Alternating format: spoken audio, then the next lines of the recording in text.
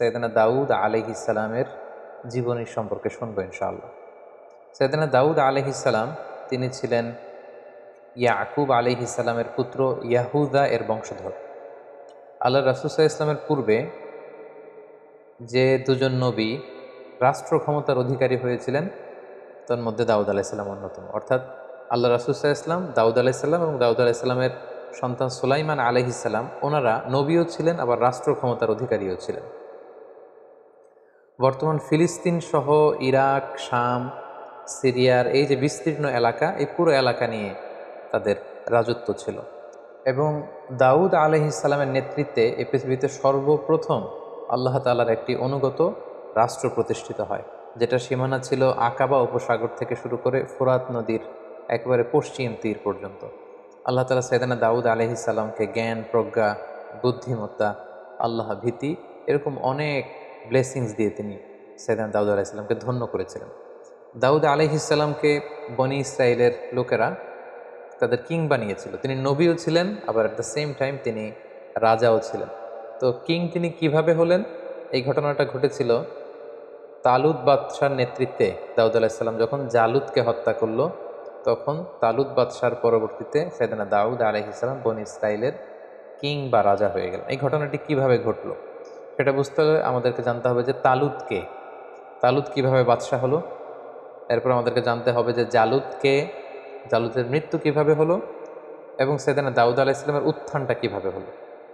এটা যদি আমাদেরকে বলতে হয় তাহলে একটু পেছনে আমাদেরকে ফিরে যেতে হবে। আমরা জানি যে সাইয়েদনা মূসা আলাইহিস সালাম তিনি যখন বনি ইসরাইলকে নিয়ে লোহিত সাগর পার হয়ে তিহ প্রান্তরে, অর্থাৎ মিশর আর ফিলিস্তিনের মাঝখানে তিহ প্রান্তর, সেখানে অবস্থান করলেন। 40 বছর তারা সেখানে থাকলো।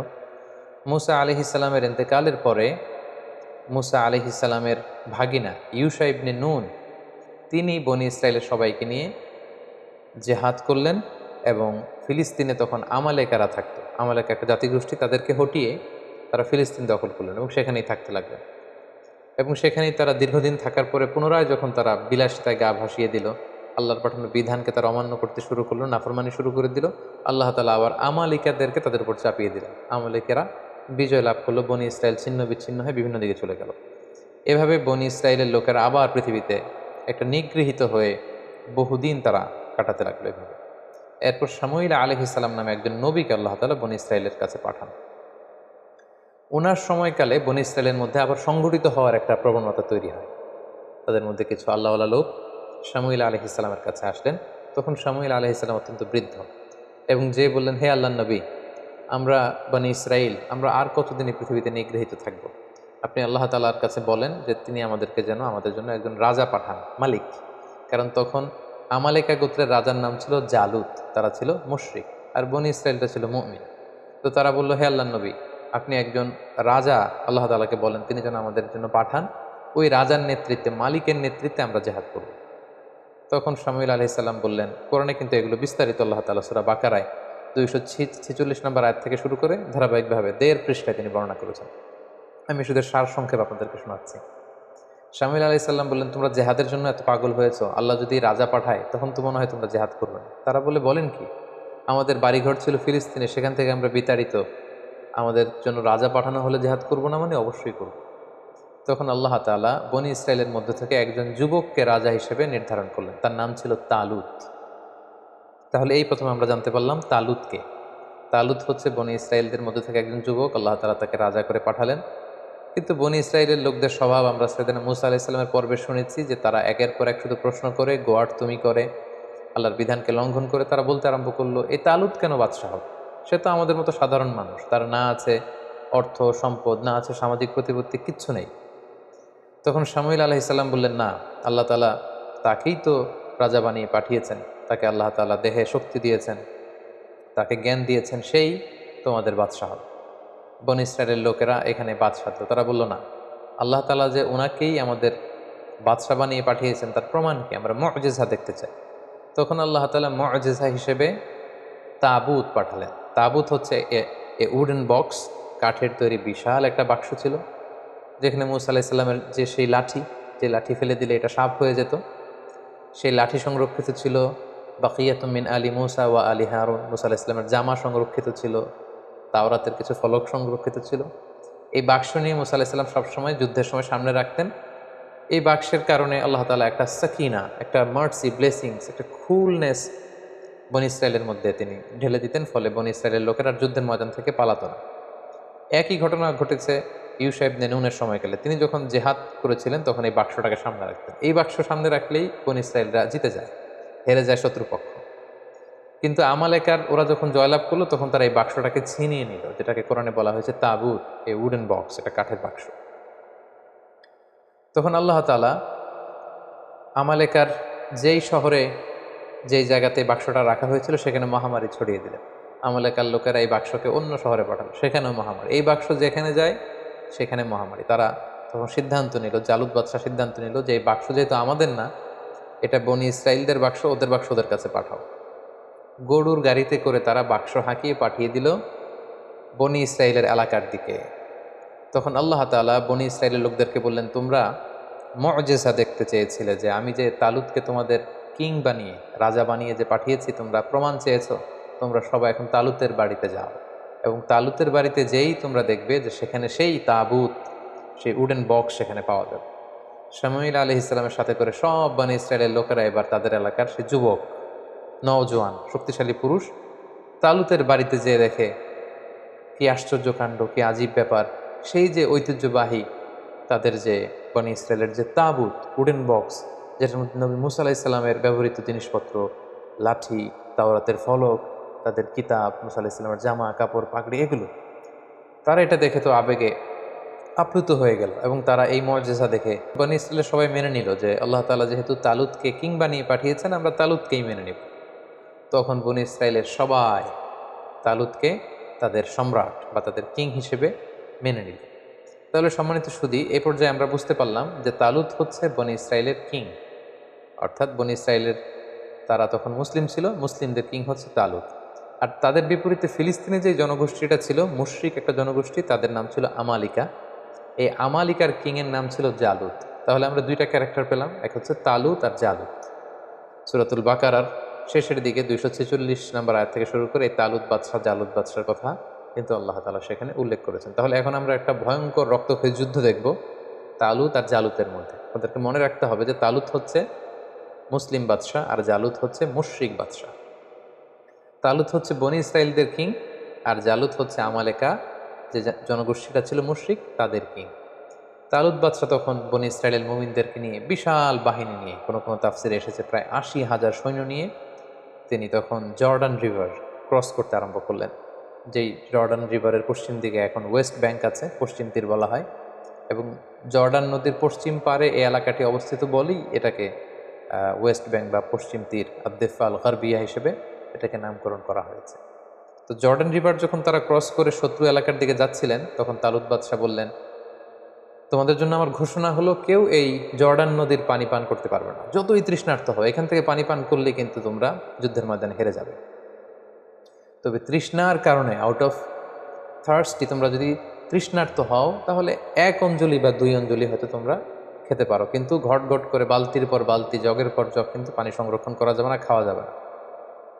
কিন্তু ওনার সাথে থাকা হাজার হাজার সৈন্য ফিতনায় পড়ে গেল, পরীক্ষায় পড়ে গেল। প্রচণ্ড গরমে, তাপ দাহে, তৃষ্ণায় ওরা পানি খেতে শুরু করলো, ফলে কেউই আর ওই পারে যেতে পারলো না, অল্প কয়েক হাজার সৈন্য ছাড়।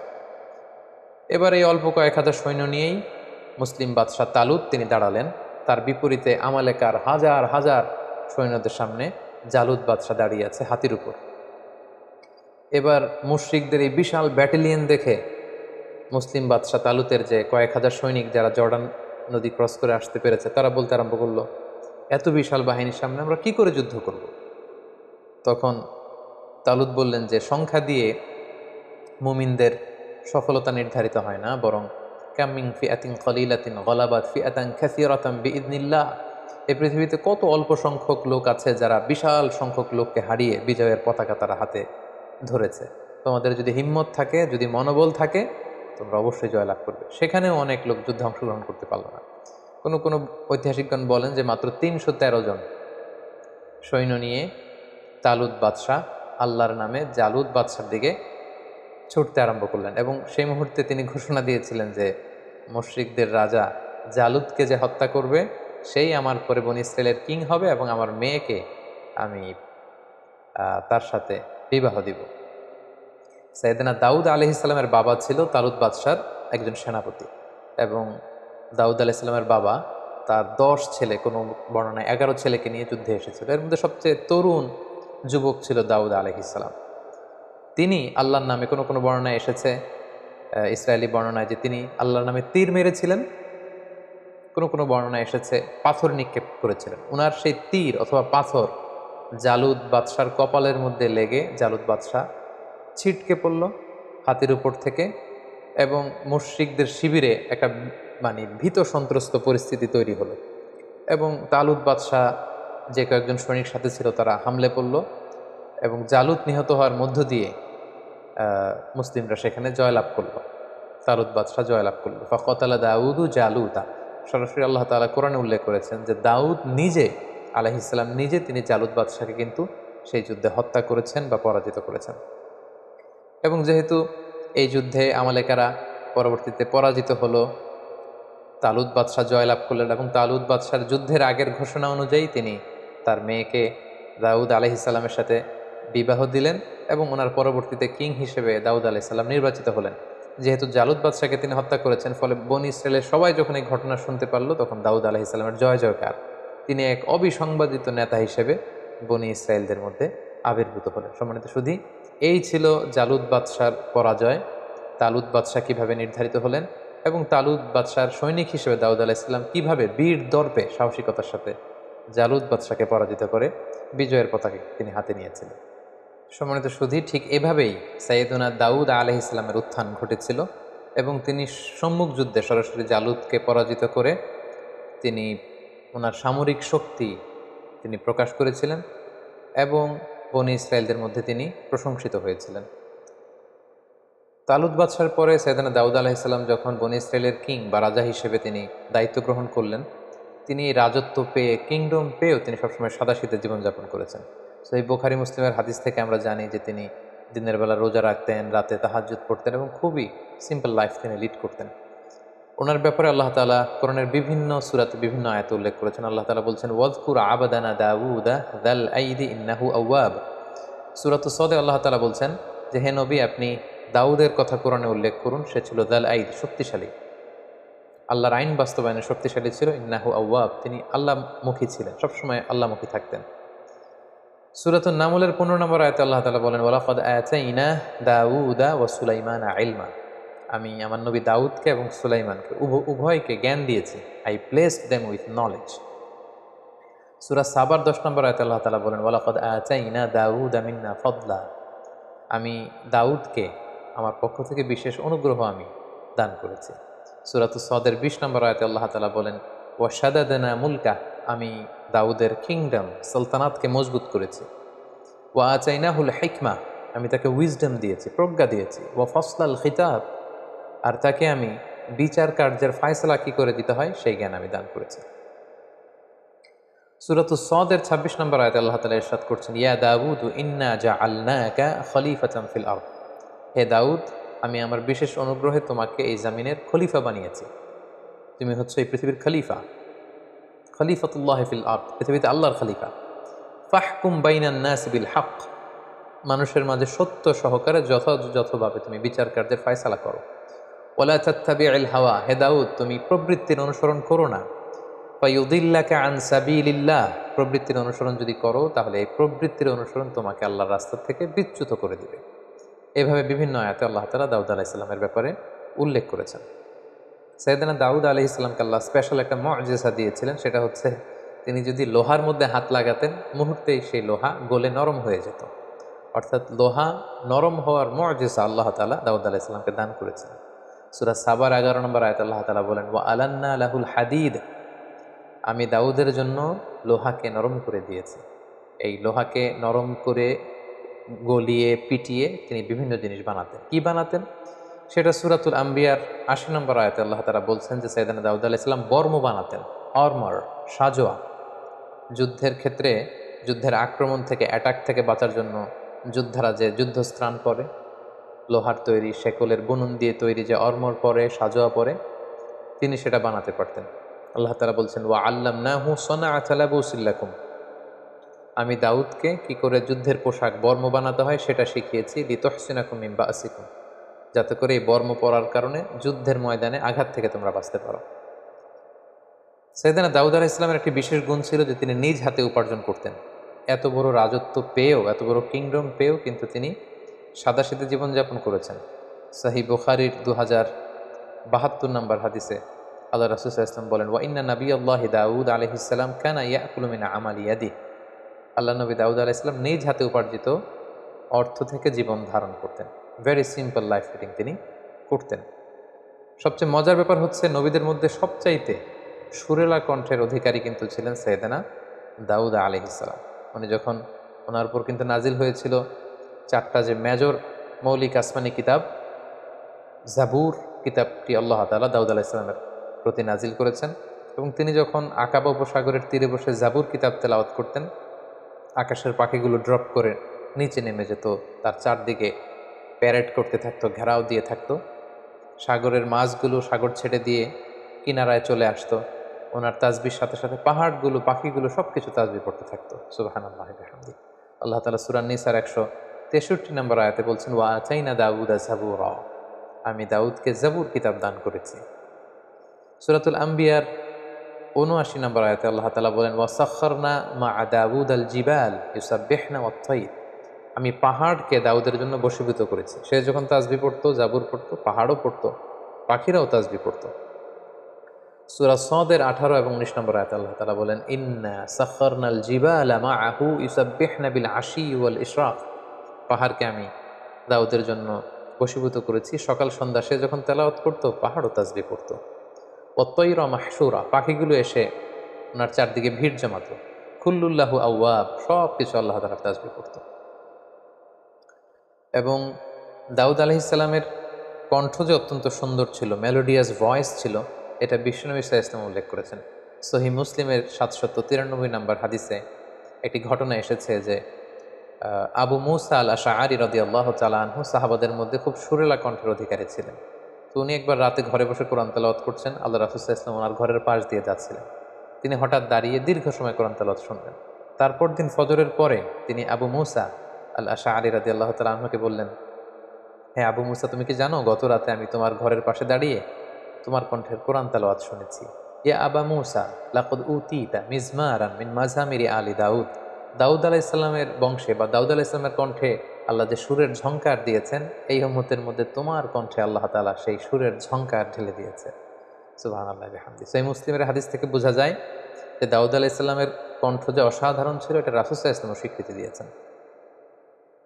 আল্লাহর নবী সাইয়েদনা দাউদ আলাইহিস সালাম তিনি আকাবা উপসাগরের তীরে বসে ওনার উপর নাজিল হওয়া জাবুর কিতাব তিনি শনিবারে তেলাওয়াত করতেন, এবং আমরা জানি শনিবারটি হচ্ছে ইহুদিদের কাছে অত্যন্ত পবিত্র দিন।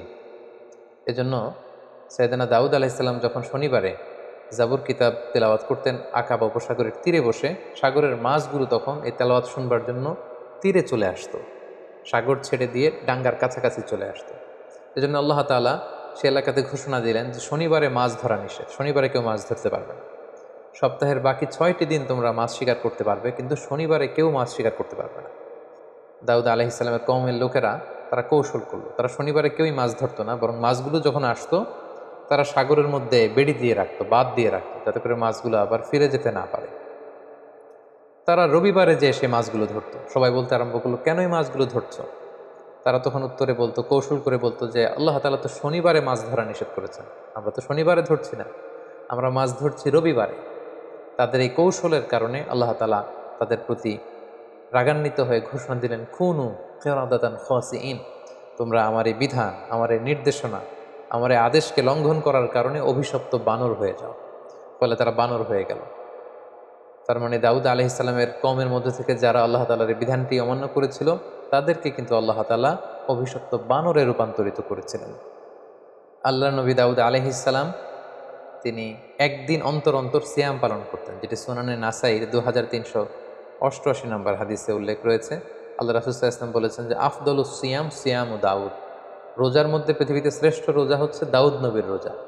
কারণ কানা ইয়াসুম ইয়াওমান ওয়া ইউফতিরু ইয়াওমান, তিনি একদিন রোজা রাখতেন, তারপর দিন রাখতেন না। এরপরের দিন আবার রাখতেন, তারপরের দিন আবার রাখতেন না। সুবহানাল্লাহ।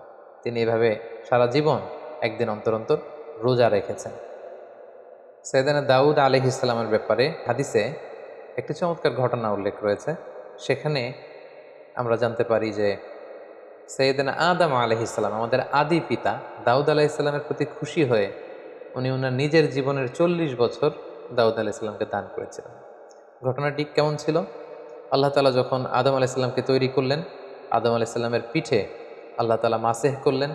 সেখান থেকে হাজার হাজার লক্ষ লক্ষ মানুষ ছড়িয়ে পড়ল। তখন আদম আলাইহিস সালাম জিজ্ঞেস করলেন, আল্লাহ এরা কারা? আল্লাহ তাআলা বললেন, এরাই হবে তোমার বংশধর পৃথিবীতে। তাদের মধ্য থেকে একজনের চেহারা খুব জ্বলজ্বল করছিল। সাইয়েদনা আদম আলাইহিস সালাম বললেন, আল্লাহ একে? আল্লাহ তাআলা বললেন, ইনি হচ্ছে তোমার সন্তান দাউদ। তো আদম আলাইহিস সালাম বললেন, কামা উমরুহ, এই দাউদের বয়স কত? আল্লাহ তাআলা বললেন, সিত্তুনা সানা। এত সুন্দর সন্তান, তার মাত্র 60 বছর বয়স, তাকে আমার বয়স থেকে আপনি আরো 40 বছর দিয়ে দিন। আল্লাহ তাআলা বললেন, ঠিক আছে আদম, তোমার বয়স থেকে আমি 40 বছর দাউদকে দিয়ে দিলাম। সাইয়েদনা দাউদ আলাইহিস সালামের মোট বয়স ছিল 60, আদম আলাইহিস সালাম দিলেন 40। তিনি পৃথিবীতে 100 বছর বেঁচে ছিলেন। তো সাইয়েদনা আদম আলাইহিস সালাম যেহেতু 40 বছর তিনি দান করে দিয়েছেন, ওনার যে মৃত্যু নির্ধারিত সময় তার ঠিক 40 বছর আগে মালাকুল মাউত, মৃত্যুর ফেরেশতা, যাকে আমরা আজরাইল আলাইহিস সালাম বলি, উনি চলে এসেছেন। এসে বললেন যে, হে আদম আলাইহিস সালাম, আপনার মৃত্যুর সময় হয়েছে, আমি আপনার রূহ কবজ করতে এসেছি। আদম আলাইহিস সালাম বললেন, না তো, আল্লাহ তাআলা তো আমাকে বলেছেন যে আমি 1000 বছর বেঁচে থাকবো, এখনো তো আমার 40 বছর বাকি। মালাকুল মাউত বললেন যে, না, ঠিকই আপনার 1000 বছর ছিল, কিন্তু আপনি সে রুহের জগতে আপনার সন্তান দাউদকে দেখে এতটাই খুশি হয়েছিলেন, তখন আপনার নিজের হায়াত থেকে, জীবন থেকে আপনি 40 বছর দান করে ফেলেছিলেন। আদম আলাইহিস সালাম বললেন, না তো, আমি তো কাউকে দান করিনি। আসলে আদম আলাইহিস সালাম তখন এটা ভুলে গিয়েছেন, তিনি অস্বীকার করলেন, বললেন, না, আমি কাউকে আমার হায়াত থেকে, আমার জীবন থেকে কিছুই দান করিনি। হাদিসে এসেছে যে ফাজাহাদা আদম ফাজাহাদাত যুররিয়াতু, আদম আলাইহিস সালাম তখন অস্বীকার করলেন, ফলে আমরাও অনেক কিছু ভুলে যাই আর অস্বীকার করি। ফানাসিয়াত যুররিয়াতুহু, আদম আলাইহিস সালাম ভুলে গিয়েছেন, আমরাও ভুলে যাই। তিনি অস্বীকার করেছেন, আমরাও মাঝে মাঝে অস্বীকার করি।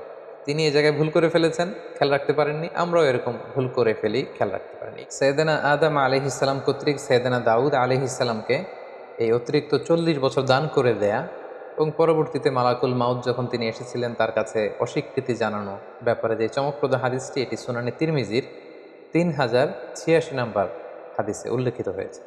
সম্মানিত সুধী, এ পর্যায়ে আমরা সাইয়েদনা দাউদ আলাইহিস সালামের জীবনী থেকে আমাদের জন্য কি কি শিক্ষা রয়েছে, লাইফ লেসন রয়েছে, আমরা সেগুলো নিয়ে আলোচনা করব। প্রথম যে শিক্ষাটা আমরা দাউদ আলাইহিস সালামের জীবনী থেকে পাই, সেটা হচ্ছে নবীরা সাহসী হয়, বীর হয়, দে আর ব্রেভ। পৃথিবীর সকল নবীরা সাহসী ছিলেন।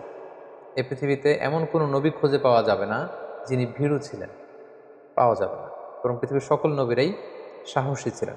আমরা যদি আমাদের নবী বিষ্ণু ইসা ইসলামের ঘটনা দেখি, দেখব যে তিনি সাহসী ছিলেন। মুসা আলাহিসাল্লাম সাহসী ছিলেন।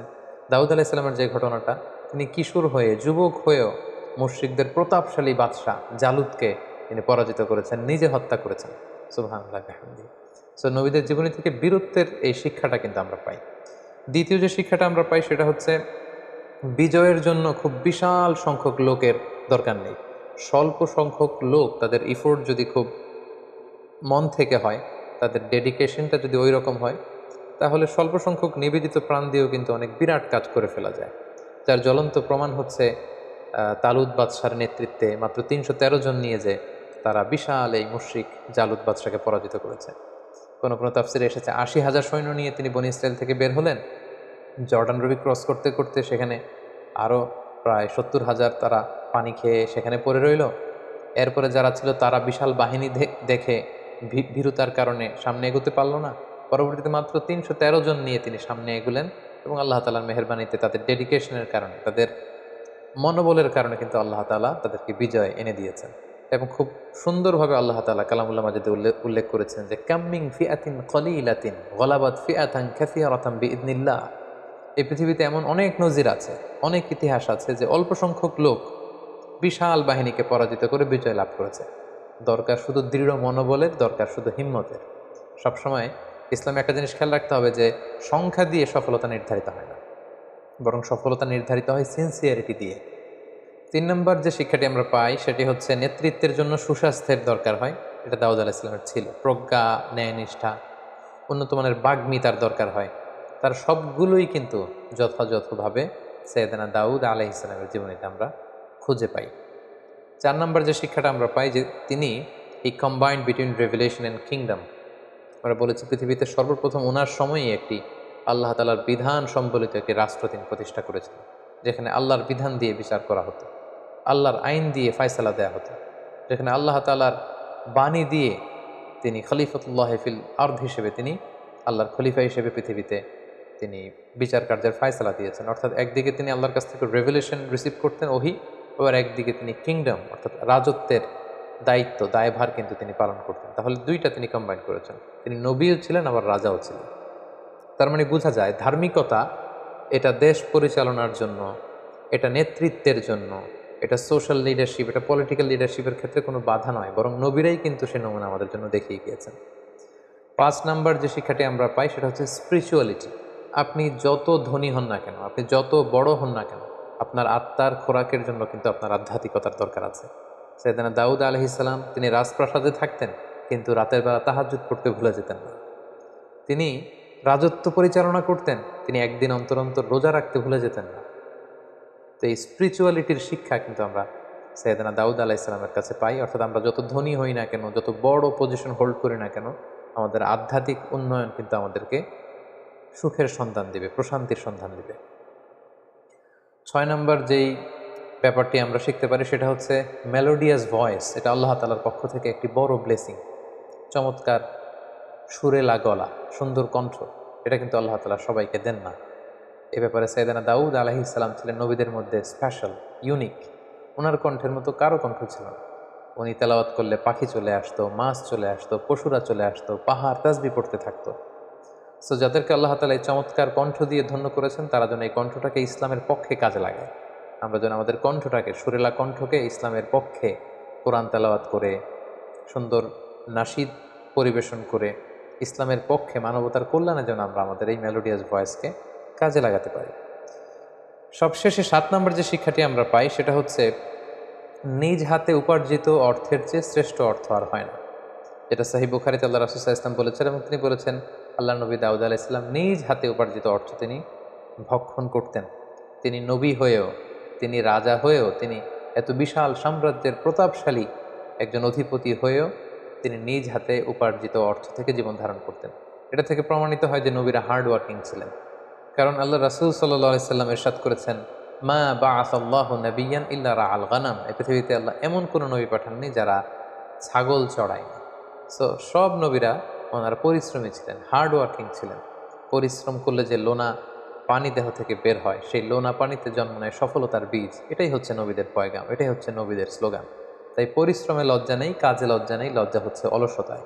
এই বিষয়গুলো কিন্তু আমরা সাইয়েদনা দাউদ আলাইহিস সালামের জীবনী থেকে শিখতে পারি। আল্লাহ তাআলা আমাদের সবাইকে কথাগুলো বুঝার ও সে অনুযায়ী আমল করবার তৌফিক দান করুন। হাযা মা ইনদি ওয়াল ইলমু ইনদাল্লাহ আলাইহি তাওয়াক্কালতু ওয়া ইলাইহি